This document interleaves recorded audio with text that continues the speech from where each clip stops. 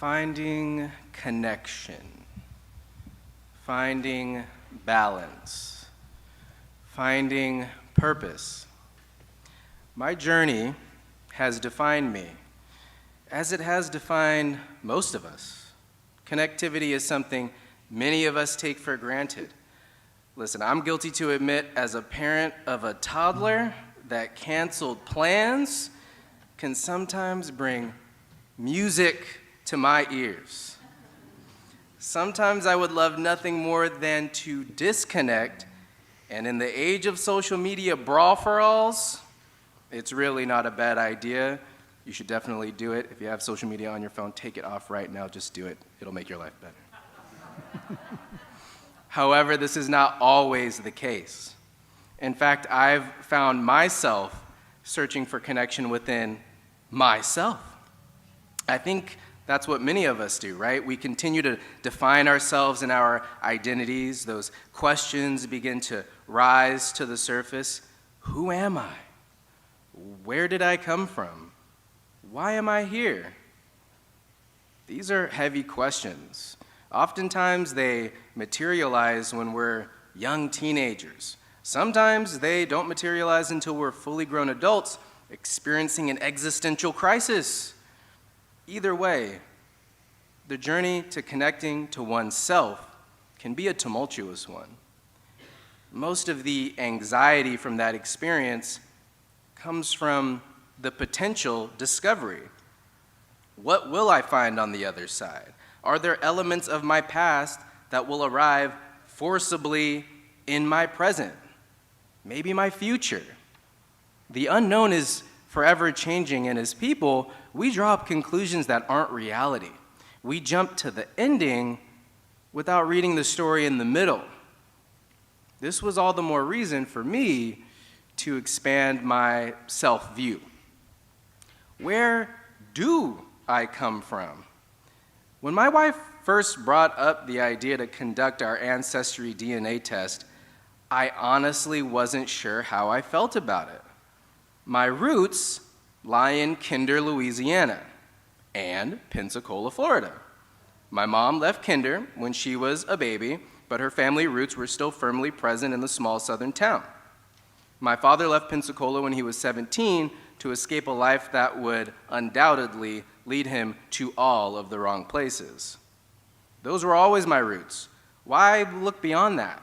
I had never visited these towns before, nor did I really have any desire to, because I knew from my parents' stories that these places were impoverished and they were very southern. The type of southern that makes it very difficult for people that look like me. So that was the beginning and the end of my cultural connection. I had no need to explore until my wife brought it up. And she has this unique tendency to get me to dive into unknown waters. Quite literally, actually. She took me snorkeling in the Caribbean for the first time, and I was not a great swimmer back then, and I was scared. But I did it, even if it did involve clutching the life preserver like it owed me money. Like snorkeling in the Caribbean, the idea of diving into my ancestral roots was a little daunting, but also a little wondrous. I've never had to dig that deep. My dad was a man of many stories, so I never really knew if his accounts of my family knowledge were 100% accurate. In fact, I spent the majority of my life thinking I was a significant part Puerto Rican. Spoiler alert, I am not Puerto Rican.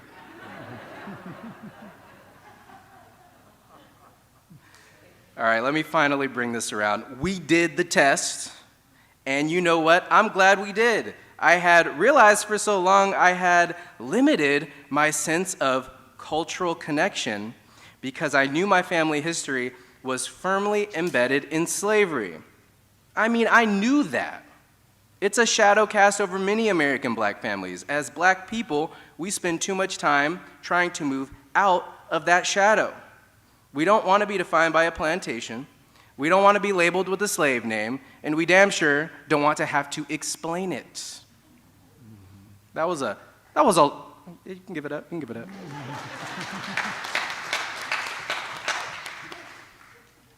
That was a long time ago, they say. It's really not. This is really my past, my present, and my future.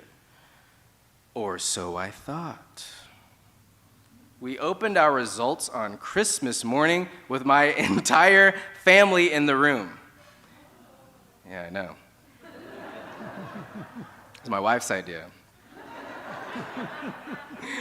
What seemed to be a scary moment actually turned into something quite magical. I had flashbacks to people asking me in middle school, "So what are you?" No, but like, what are you?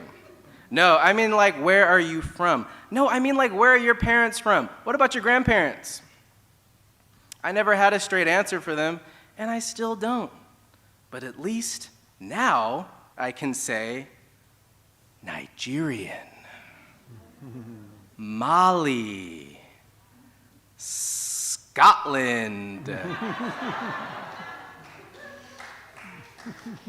Whoa, wait, say what? Scotland? 20%? I thought I was Puerto Rican. Cameroon, Congo, England, the Ivory Coast. The list goes on, y'all, and I was shocked. I'm really not just from the South. I love Cajun food, but I'm not just Cajun. I guess there's more to me than I thought. I guess there are more layers to this story than that one chapter on slavery. I looked at all of the color-coded regions on the map, and I couldn't help but feel whole. I now had a new story to tell. I had now connected with something much larger than myself. And geez, I was Scottish. I mean, it's cool, I was just shocked. So this is not a commercial for Ancestry.com, and this is certainly not a persuasion piece on DNA tests. Not everyone is ready for this, so only embark on this journey when you and if you feel the time is right. Bringing up ancestral roots can be an inspiring experience, but it can also bring up a lot of trauma. So do what's right for your spirit, because at the end of the day, you are who you are, and that is enough. I will say, though, I'm happy I took the plunge. I'm happy I have access to this information whenever I want, because it's a privilege. It's something that I'll never take for granted. And regardless of the results, as my son often reminds me, I'm not a kid, I'm Tony. Well, I am not a label. I am not a historical footnote. I am Troy. Thank you.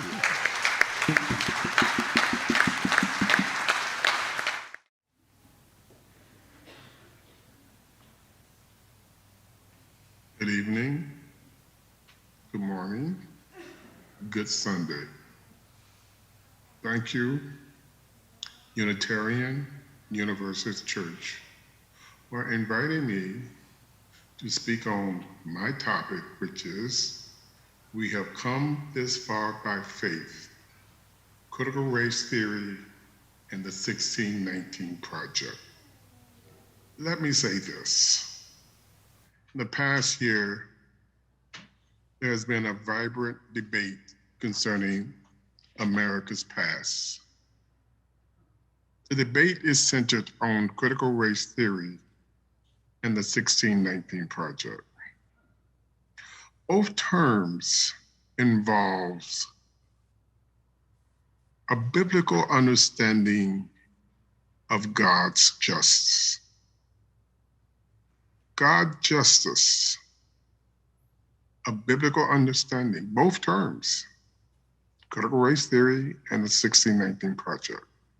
Most of you know how Martin Luther King made numerous references to how Scripture became the driving force that helped African Americans survived the darkest days of slavery and Jim Crow. He referenced the fact that justice may doze for a while, but never sleeps deeply. One of his favorite references is from the book of Amos, chapter 5, verses 24. Verse 24 reads, "Let justice roll on like a river, righteousness like a never-failing stream." Long before King in the 1960s used biblical scripture, most slave preachers holding church in the slave community consistently referred to Psalm 68:31, which reads, "Princes shall come out of Egypt. Ethiopia shall haste to stretch out her hand unto God." Other biblical passages used by these preachers were Proverbs 21:15. "When justice is done, it brings joy to the righteous and terror to the evildoers." Another biblical scripture comes from Isaiah 61:8, and it reads, "For I, the Lord, love justice. I hate robbers and wrongdoers." Let me connect this biblical Black history to the contemporary terms of critical race theory and the 1619 Project. Critical race theory initially emerged in the late 19th and the early 20th centuries from such schools as Harvard and Yale. Professors on the staff of Yale and Harvard were Oliver Wendell Holmes, Carl Llewellyn, and Benjamin Cardoso. In 1881, U.S. Supreme Court Justice Oliver Wendell Holmes wrote his book, The Common Law. In this work, Holmes said, and I quote from the book, "The life of the law has not been logic, but experience, the felt necessities of the time, the prevalent moral and political theories, institutions of public policy, the avowed or unconscious prejudice which judges share with their fellow men, have a good deal more to do than the idea of equality in determining the rules by which men should be governed." Critical race theorists today uses Holmes's observation to clarify the relationship between racism and American law and history. Connecting this point to the 1619 Project, which argued and argues that slavery and racism via American law and institutions are the locomotion of American experience. The classic example would be the Quaker schoolteacher Prudence Crandall, who in 1832 in Canterbury, Connecticut, decided to integrate her finishing school for young girls. As an anti-slavery advocate, Miss Crandall was inspired by scripture, especially Ecclesiastic 4:1, which reads, "As I returned, I considered all the oppressions that are done under the sun. And I behold the tears of such as were oppressed, and they were no comforter." They had no one to comfort the oppressed, the slaves. That is Ecclesiastes 4:1. As I returned, I considered all the oppressions that are done under the sun, and behold the tears of such as were oppressed, and they had no comforter.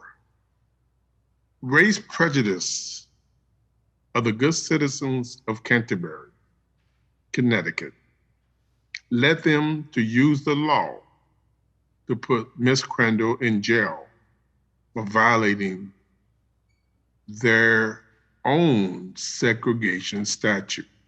She violated that statute by admitting just one Negro student. Her name, Sarah Harris.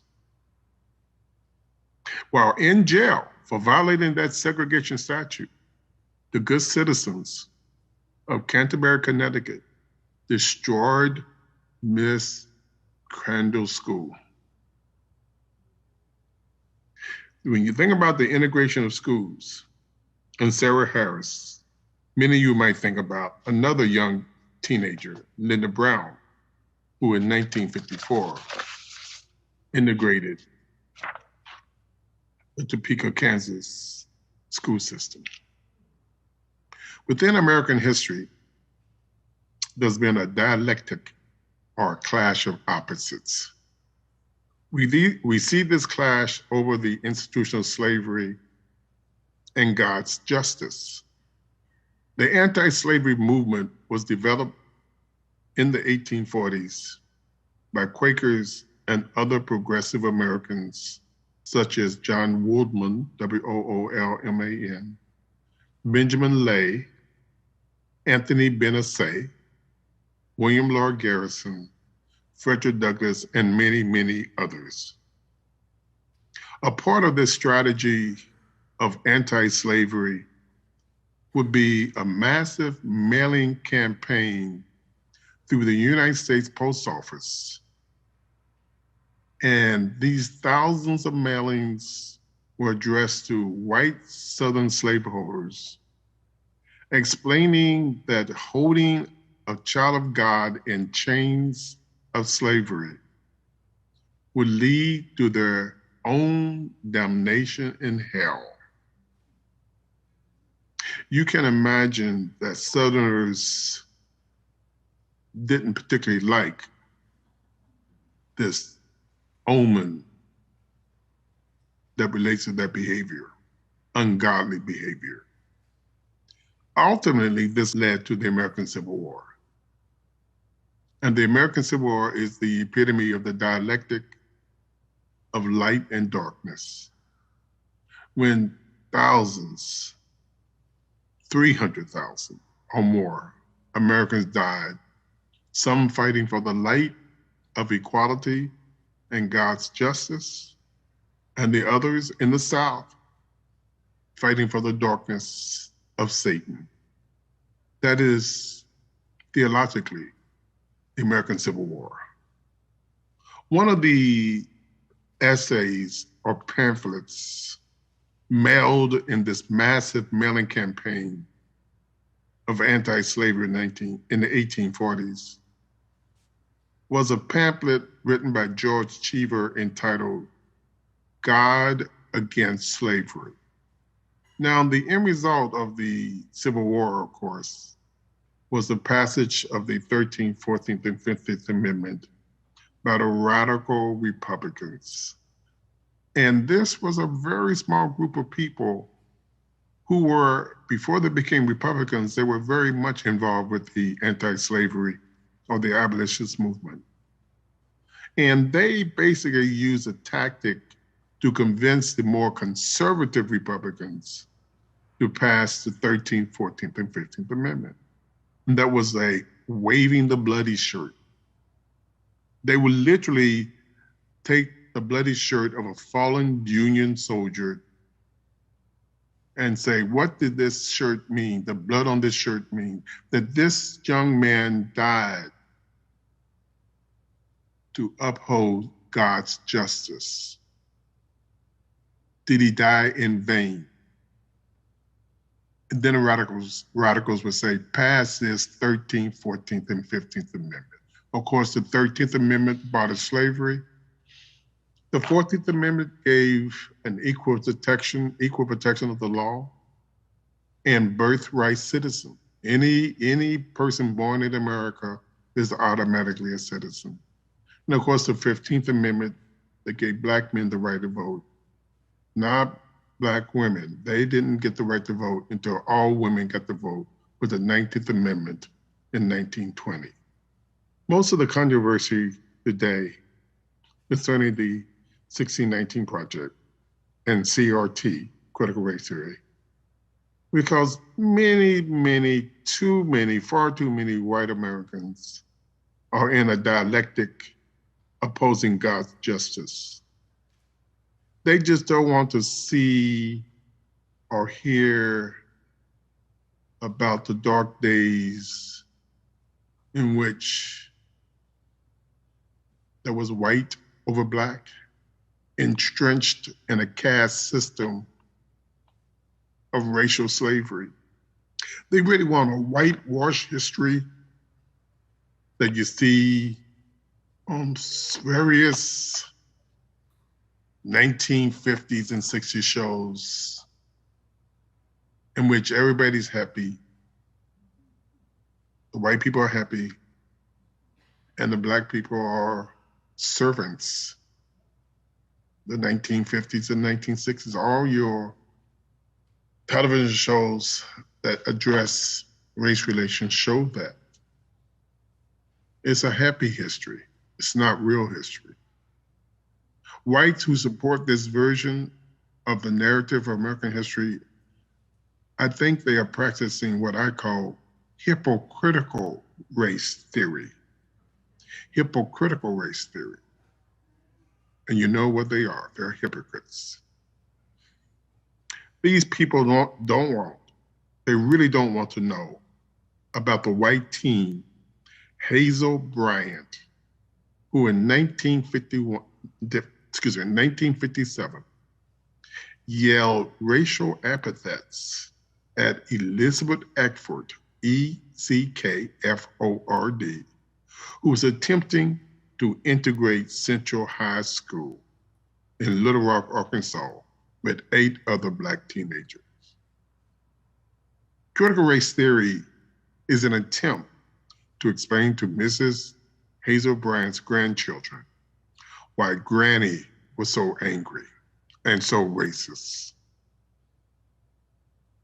To better understand the importance of the 1619 Project and critical race theory is to understand the state of Israel and Jewish people everywhere who use the refrain, never again. To study the past is to hopefully bring individuals to the light of God's grace and mercy and justice. Both Jews and Christians alike can embrace a brotherhood and sisterhood of struggle by remembering the stanza within the Black national anthem, also known as Lift Every Voice. And this stanza goes like this: stony the road we trod, bitter the chastened rod, felt in the days when hope unborn had died.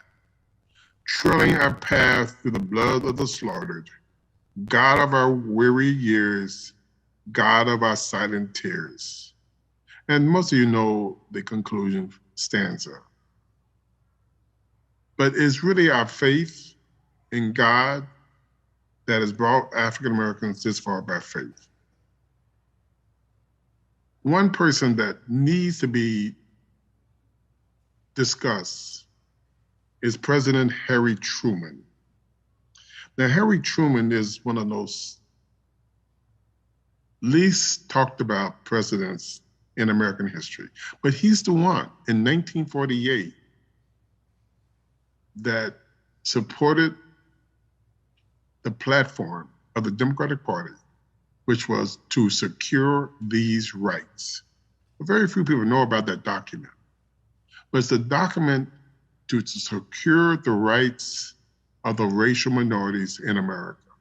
That's Harry Truman. And the first thing he did under that effort to secure these rights is to integrate the Army, Navy, Marines, and Air Force. Harry Truman started in 1948 the ball rolling to integrate America. Now, the reaction, and this is hypocritical race theory, the reaction was Southerners and conservative Republicans to run their own candidate for president of the United States, Strom Thurmond. And they ran him under the new party called the Dixiecrats. And time is short, so I really can't go into what happened, but the Dixiecrats lost. And the Dixiecrats really was a composite of conservative Republicans and Southern Democrats. When Franklin Delano Roosevelt was elected in 1932, he was known as a liberal Northern Democrat. The liberal Northern Democrat is the party today. They're not Southern Democrats, they're not conservative Republicans, and so forth. And so today we have this clash of light and darkness, the Democratic Party, and what certain leaders of the Republican Party, what they said after the riot at the Capitol of this United States of America. They said, major Republican Party leaders, that we are a big tent party. He was referring to those rioters inside the Capitol waving Confederate flags. And the head of the Republican Party did not say, we're going to exclude the KKK and that flag from our party. He said that we are a big tent party. We can embrace all of these right-wing, white supremacist individuals because they're voters. That Confederate flag was inside the Capitol. So what did the Civil War mean? What was the purpose of the Civil War? What did it achieve? That flag means something to Black people. And I will conclude with this one story. Everybody know about Mr. Arbery being shot and killed by a father-son team in Georgia. Mr. Arbery was chased by the father and son team.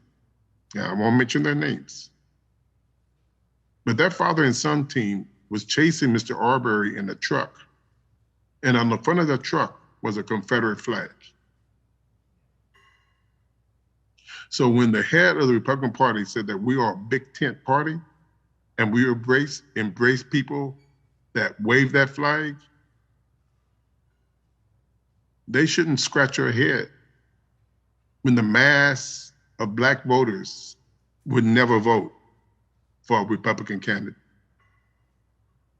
Critical race theory and the 1619 Project tries to clarify a historical narrative that is truthful about God's vision of humanity and equality.